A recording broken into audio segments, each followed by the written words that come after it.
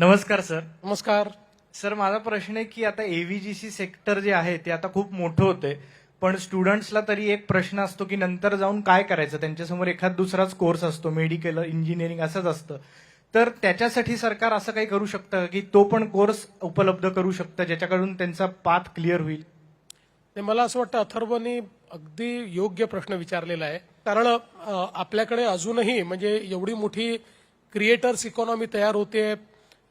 एक प्रकारे आपला यूथ खूप मोठ्या प्रमाणात अट्रॅक्ट होतोय, पण फॉर्मल एक त्याला जो शेप द्यायला पाहिजे एज्युकेशनमध्ये तो आपण फार देऊ शकलो नाही.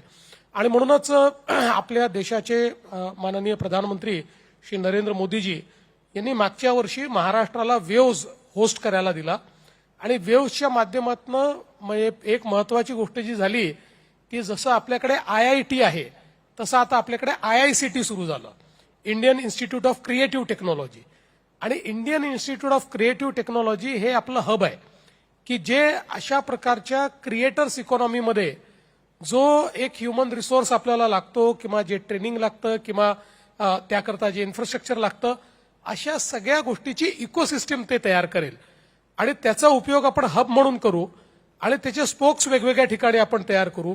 सो या हब अँड स्पोक मॉडेलमुळे तुम्ही जो आता प्रश्न विचारला की आपल्याला पुढच्या काळामध्ये एखाद्या मुलाला असं वाटलं की करिअर या क्षेत्रात करायचंय आणि त्याकरता जे काही एज्युकेशनल बॅकग्राऊंड आहे तेही माझं या क्षेत्रातलं असलं पाहिजे. So that is now very much possible आणि ते आपण करतो. Thank you sir.